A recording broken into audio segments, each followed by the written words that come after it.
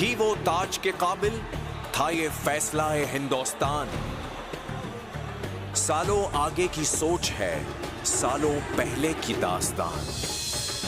So hello friends, welcome back to my channel Ayub Khan blogs. So friends, कैसे हो आप सब? आई होप आप सब अच्छे होंगे। सो फ्रेंड्स, आज के ब्लॉग में मैं आपको बताने वाला हूँ रजिया सुल्तान का हिस्ट्री। जी हाँ फ्रेंड्स, और बताने वाला उसका रहस्यमय कब्र के बारे में। और फ्रेंड्स, उसके तीन कब्रें हैं, तो आज हम उनके बारे में बताने वाला हूँ कि उनके रहस्य क्या है। तो चलिए फ्रेंड्स, वीडियो को करते शुरू। कहानी शुरू होती है उस दौर में 1206 में, जब मोहम्मद गौरी ने अपने जीते हुए प्रदेश को अपने गुलाम कुतुबुद्दीन ऐबक को सौंपकर चले गए हैं। इस प्रकार कुतुबुद्दीन ऐबक अपने गद्दी संभालते हुए गुलाम वंश का शासन आरंभ किया। 1210 में पोलो खेलते हुए घोड़े से गिरकर कुतुबुद्दीन ऐबक की मौत हो गई और गद्दी पर उसका बेटा आराम शाह बैठ गया, मगर वो आलसी और कायर था। इसलिए कुतुबुद्दीन ऐबक के गुलाम इल्तुतमिश और कुतुबुद्दीन ऐबक के बेटे के दामाद गद्दी पर बैठ गया। दिल्ली के कुतुब मीनार कुतुबुद्दीन ऐबक ने इसका निर्माण शुरू किया था, लेकिन कुतुबुद्दीन ऐबक के मृत्यु होने के बाद उनका दामाद इल्तुतमिश ने पूरा किया था। रजिया सुल्तान इसी सुल्तान इल्तुतमिश की बेटी था। रजिया के अलावा सुल्तान के 11 बेटा था, मगर रजिया सुल्तान बहुत ही अक्लमंद और होशियार और बहादुर था। उसके सामने उसका भाई नहायत मक्कार और कायर था, और इसलिए सुल्तान को सबसे ज़्यादा अपनी बेटी रजिया पर भरोसा था। सुल्तान हर जगह और हर मामले में अपनी बेटी रजिया को अपने बेटों से ज़्यादा अपनी बेटी रजिया को ज़्यादा अहमियत दिया करता था। सुल्तान के 11 बेटों की यह बात गलत लगता था, क्योंकि रजिया एक लड़की थी, तो भी सुल्तान ज़्यादा अहमियत दिया करता था। रजिया बचपन से ही बहुत बहादुर थी। उसने बचपन से ही घोड़सवारी, तलवारबाजी और तीर अंदाजी जैसे काम सीख ली थी। सुल्तान इल्तुतमिश जब भी कभी भी कहीं जाती तो शासन के बागडोर अपनी बेटी रजिया को सौंप कर जाती थी। सुल्तान इल्तुतमिश को अपने बेटी पर इतना भरोसा हो गए थे कि सुल्तान के मरने के बाद उनकी बेटी रजिया को सुल्तान बनाया जाए। सुल्तान के इस फैसले पर दरबारी नाराज़ हो गए और सब लोग आवाज़ उठाए कि एक लड़की के हुकूमत से क्यों चलेंगे। दूसरी ओर सुल्तान के दूसरी पत्नी शाह तुर्कान अपने बेटे रुकनुद्दीन को सुल्तान बनाने चाहती थी, तो इसलिए वो भी सुल्तान के फैसले के खिलाफ थे। मजबूरन सुल्तान को दरबार के दबाव में आकर सुल्तान को अपने फैसले बदलने पड़े। जब सुल्तान के मौत हो गए तो उसके फैसले के मुताबिक दिल्ली सल्तनत के सुल्तान रुकनुद्दीन को बना दिया गया था।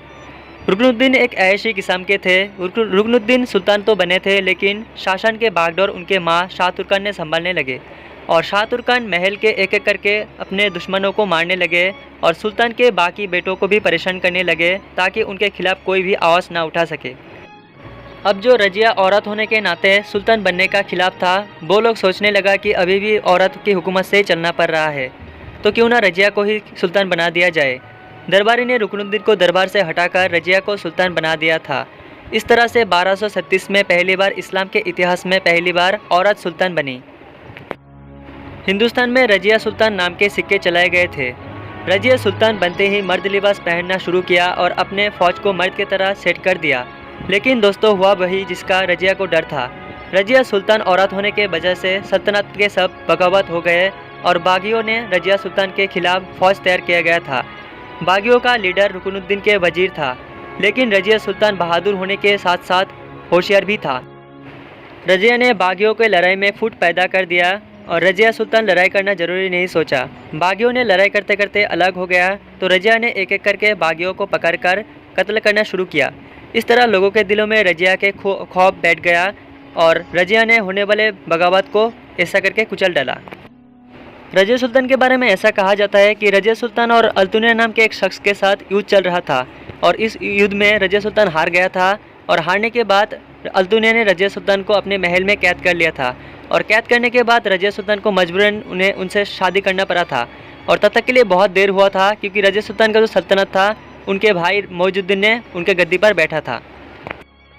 बाद में अपनी सल्तनत की वापसी के लिए रजिया और उसके पति अल्तुनिया ने बैरम शाह यानी उनके भाई मौजुद्दीन के साथ युद्ध किया था, जिसमें उनके हार हो गए थे।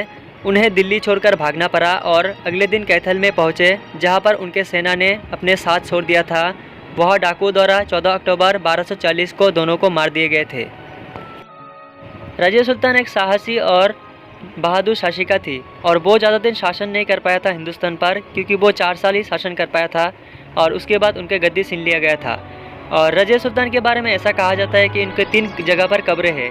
एक कैथल में है, और दूसरा दिल्ली में है, और एक जगह उसके बारे में मुझे याद नहीं है, कि वो कहाँ पर है, लेकिन ऐसा कहा जाता है कि 3 जगह पर कब्र है, लेकिन हकीकत में ऐसा कहा जाता है कि वो दिल्ली में ही है उनका कब्र।